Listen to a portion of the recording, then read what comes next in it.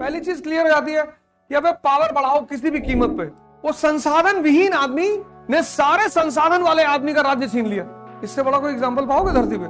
Aristocracy में कोई दुश्मन होता ही नहीं, इनका हर दूसरा आदमी दुश्मन है। तो ये जो दिमाग होते हैं दुनिया में, ये इन दिमागों पे शासन करते हैं। इनके लिए सबसे कीमती चीज है टाइम, इनके लिए सबसे कीमती चीज है पैसा। बिना मतलब उलझना ही नहीं, जो मेरा मैटर नहीं उसमें बोलना ही नहीं।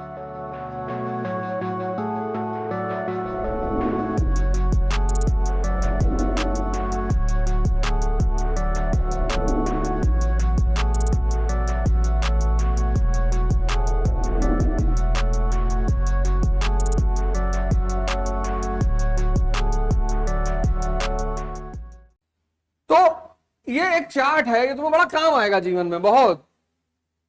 भाई इससे ज्यादा काम तो तुम्हें कोई चार्ट आ ही नहीं सकता।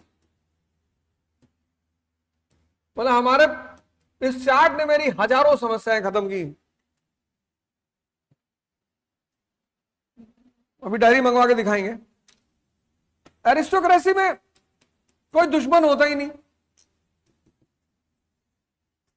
होता ही नहीं। ये इसमें बिलीव ही नहीं करते, इनका हर दूसरा आदमी दुश्मन है। Every second person is a enemy, every second person is a enemy. तुमने हमको पेंसिल नहीं दिया था, तुमसे हम एक रोटी मांगे तुम नहीं दिए, पहला डिफरेंस। दूसरा डिफरेंस ये है कि यहां R is equal to I, relation is equal to interest. स्पष्ट। अब डीएम, कानपुर के डीएम के बेटे पे डेंगू हो गया और उसको चाहिए बकरी का दूध, और तुम्हारे पास है, इतना एंटरटेन करेगा ना तुमको कि भैया बकरी पालने वाले बहुत धार्मिक लोग होते हैं, कोई काम होगा तो बताना। इनका R is equal to R, तुरंत रिश्ता बनाते हैं ये। इनके लिए सबसे कीमती चीज है टाइम, क्योंकि इनको पता है कि जो टाइम को यूज कर लिया वो उसको पैसा कमा लिया। इनके लिए सबसे कीमती चीज है पैसा, जो इनको कभी मिलता नहीं, क्योंकि ये टाइम को यूज करना जानते ही नहीं।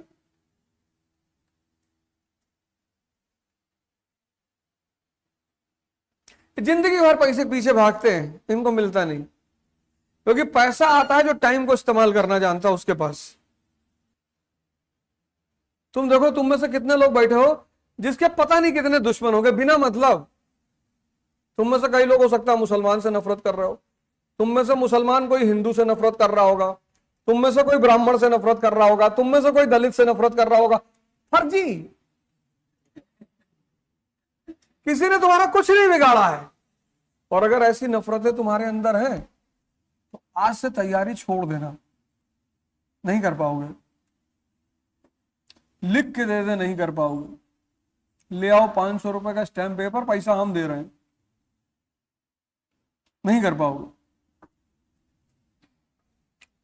क्योंकि सफलता जो है ना वो एक सोच है, वो सोच के सिवा कुछ भी नहीं है। बड़ा अच्छा सवाल किया तुमने। ये जो अलाइव माइंड्स हैं, ये कुछ बातें इनको क्लियर हो जाती है, एकदम क्लियर। पहली चीज क्लियर हो जाती है कि अबे पावर बढ़ाओ किसी भी कीमत पे, पावर पे काम करो। दूसरी चीज क्लियर हो जाती है कि समझ बढ़ाओ। तीसरी बात होती है किसी से उलझना नहीं है, फालतू में उलझना नहीं, बिना मतलब उलझना ही नहीं, जो मेरा मैटर नहीं उसमें बोलना ही नहीं। ये जो जिंदा दिमाग के लोग हैं ये सब काम करते हैं। शक्ति बढ़ाओ मन की, शरीर की। अब तुम सोचो, डेली चुनौतियां आती हैं जीवन में।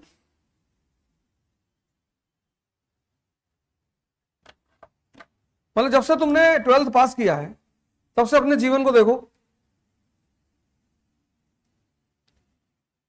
तो कुछ लोग अभी लकी होंगे जिनके घर वाले पीछे से बैकिंग दिए होंगे कि तुम चिंता मत करो, पढ़ लो।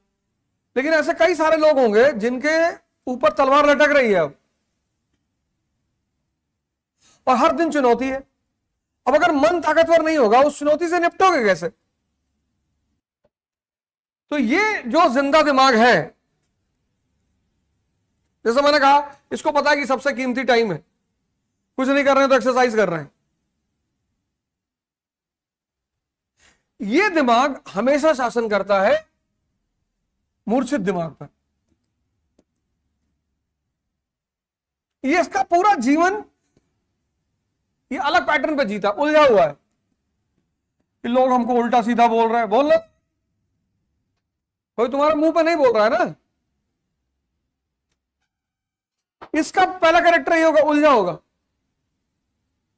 इसका दूसरा फीचर ये होगा कि इसको हर चीज बिना श्रम के चाहिए, पॉसिबल ही नहीं है। अच्छा, कुछ लोग श्रम करते हैं लेकिन गलत डायरेक्शन में करते हैं। स्ट्रेंथ है ही नहीं, शक्ति है ही नहीं, कोई कुछ भी समझा दे। कोई कहते हैं सीजीएल की तैयारी कर लो, सीजीएल की कर ले। कोई कहते हैं यार एनडीए दे तो एनडीए, मतलब कुछ भी। तो ये जो दिमाग होते हैं दुनिया में, ये इन दिमागों पे शासन करते हैं। एग्जाम्पल ये देखो, रॉबर्ट क्लाइव,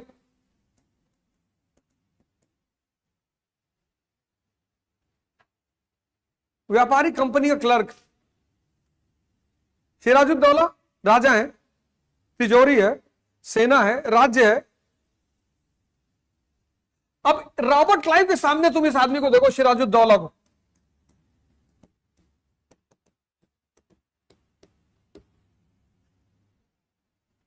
वो संसाधन विहीन आदमी ने सारे संसाधन वाले आदमी का राज्य छीन लिया।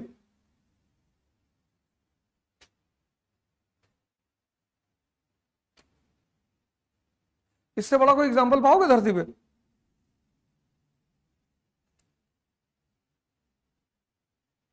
संसाधन विहीन आदमी, संसाधन विहीन, no resource, a person without resource takes away the state of person with all the resources.